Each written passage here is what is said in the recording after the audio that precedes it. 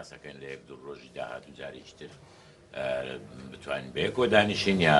ئاگاداری یەکتری دەکەینەوە لە دوا کۆناغی کە پێی گەیشت. جارێکتر بەخێر بێن سەرچاو، زۆر سوپاس بۆ هاتنتان فەرموو.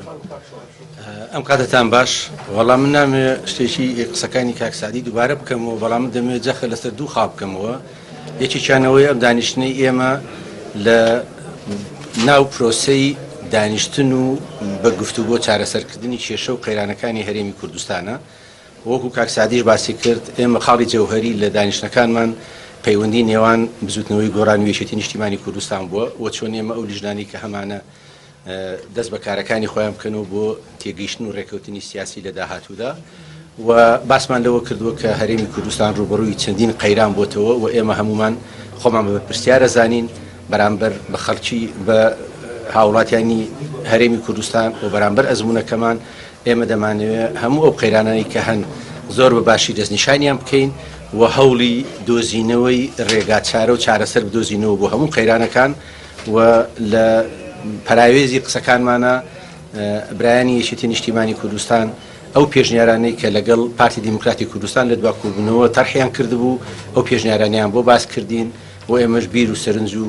ڕایەکانی خۆمانمان پێوتن و ئێمە لەگەڵ هاوڕایانی خۆمان لە بزوتنەوەی گۆڕان و لە جواتی نیشتیمانی تاوتوی ئەو پێشنیارانی ئەوانەکەین و تاوتوێی هەموو هەلومەرجەکانەکەین و بە هەموو لایەکمان هەوڵی دۆزینەوەی ڕێگا چارەیەک بدۆزینەوە بۆ ئەو قەیرانانەی کە ڕوبەڕووی هەرێمی کوردستان و خەڵکی کوردستان بۆتەوە و ئەوەی زۆر گرنگە لای ئێمە ئەوەشە کە زۆر بە درێژی تاوتوێی هەلومەرجی ناوچەکەمان کردووە و ئەو پێشاتانی هاتنوتە پێشەوە هەم لە ڕۆژاوە هەم لە باکوور هەم لە هەرێمی کوردستان و پەیوەندیەکانمان لەگەڵ بەغدا و شێوەی مفاوەزاتکردن و گفتوگۆمان لەگەڵ بەغدا بۆ چارەسەری قەیرانەکان ئەوەش تەوەرێکی تری باسەکانمان بوو و بۆ خۆشبەختی بەشی زۆری بیر و بۆچوونەکانمان لەسەر بارودۆخەکە لەسەر ئەو قەیرانەی ڕوبەڕووی هەرێمی کوردستان بۆتەوە زۆر لە یەک نزیک بووین و هەردوو لامان جەختمان لەسەرەوە کردەوە کە بێ هەموو گیرگفتانی کە هەیە بە ڕێگای گفتوگۆ چارەسەر سعدیمەکان لە تۆڕی میدای ڕوودا بوو. ئێوە ڕۆژ یەکشەمە لەگەڵ پارتی کۆبوونەوە و دوێنێش پارتی بە کۆبووتەوە سەر پێشنیارەکانی ئێوە. چیتان دەستکەوتووە لە وەڵامی پارتی دیموکراتی کوردستان سەبەت بە داواکاریەکانی ئێوە بەتایبەتی کە دوێنێ کۆبوونەوەیەکی باڵایان کردووە و پرسیارێکش بۆ کاک شۆڕش حاجی وەکو بزوتنەوەی گۆڕان پێشتر داواکاریان مەرجێتان هەبوو کە سەرەتا دۆخەکە ئاسایی بکرێتەوە ئینجا لەگەڵ پارتی بە دوو قۆڵیان بە فراوان دانیشن. داواکاری ئێستان چیەوە لە پێشنیارەکانی یەکێتی نیشتیمانی کوردستان لە کامیان با بڵێن هێڵتان هەیە یان جۆرە داواکاریتان هەیە لەگەڵیانی؟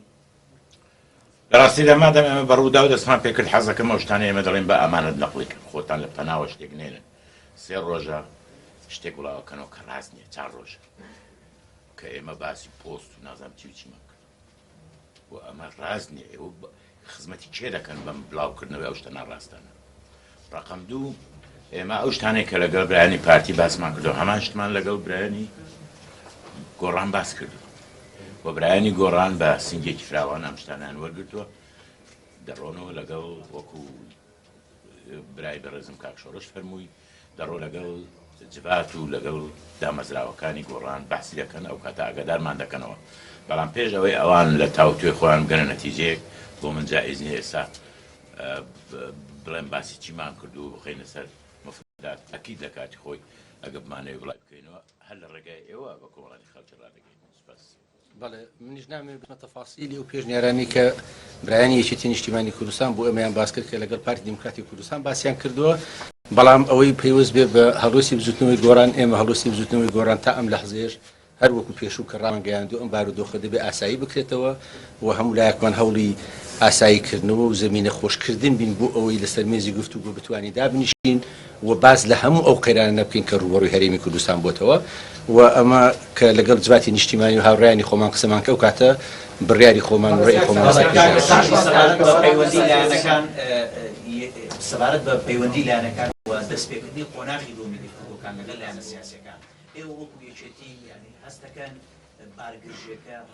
ڕەویوەتەوە لە ئێستادا نیەتێکێ لە نێوان هەموو لایەنەکان بۆ ئەوەی بگەڕێنەوە بۆ مێزی گفتوگۆ و لە ڕێگای دیالۆگەوە کێشەکان و قەیرانەکان چارەسەریان بۆ بدۆزرێتەوە.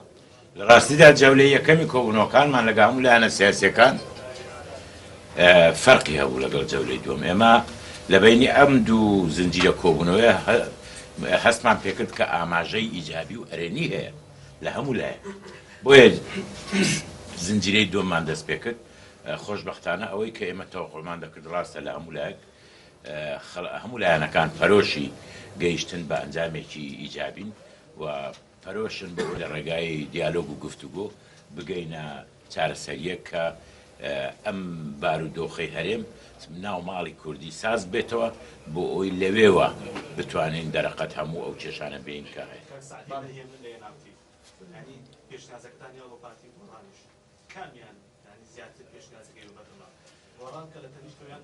لەڵی مەستەرم لەگەڵ خۆم نەهێنا و بپیوم زانکە ئەو بێ لە بۆ دوای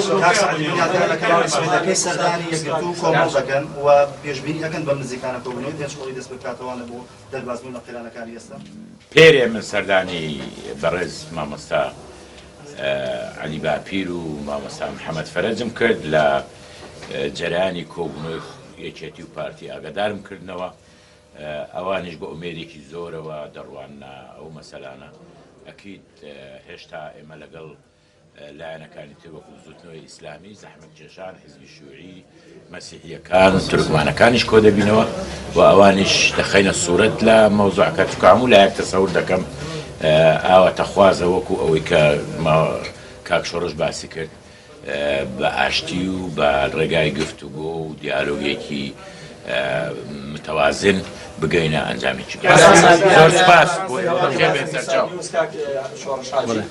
پێشتر باسی پرسی سەرۆکاتی هەرێم بۆ هەموو کۆبوونەوەکانیش لە سێک لایکردنەوەی پۆستە بوو، بەڵام ئێستا ڕێگری سەرۆکی پەرلەمان و نادنەوەی وەزیرەکانی گۆڕانی شاتۆتە سەر. ئەکرێ وەکو یەکێتی گۆڕان باس لەوە بکەن ئێستا ژەر هەمان هەڵوێستی پێشووتانێ لەسەر پرسی سەرۆکاتی هەرێم کە دەبێت هەموار بێتە پەرلەمانی. ئەوەی ئێمە لە بەڵێ ئەوەی لە برایانی یەکێتی نیشتیمانی کوردستان بەدیمان کرد بۆ زۆر ڕاشکاوانەوە باسمان کرد کە ئەوان وەکو یەکێتی نیشتیمانی کوردستان تا ئێستا سوورن لەسەر ئەم پرۆژە یاسا هاوبەشەی کە چوار لایەنەکە کردومانە بۆ هەموارکردنەوەی پرسی سەرۆکایەتی هەرێم و یەکێ لە پێشنیارەکانی ئێمەشەوە بووە کە هەوڵ دەین چوار لایەنەکە جارێشتر کۆبینەوە بۆ تاوتوێکردنی ئەو پرسە و هەموو پرسەکانی.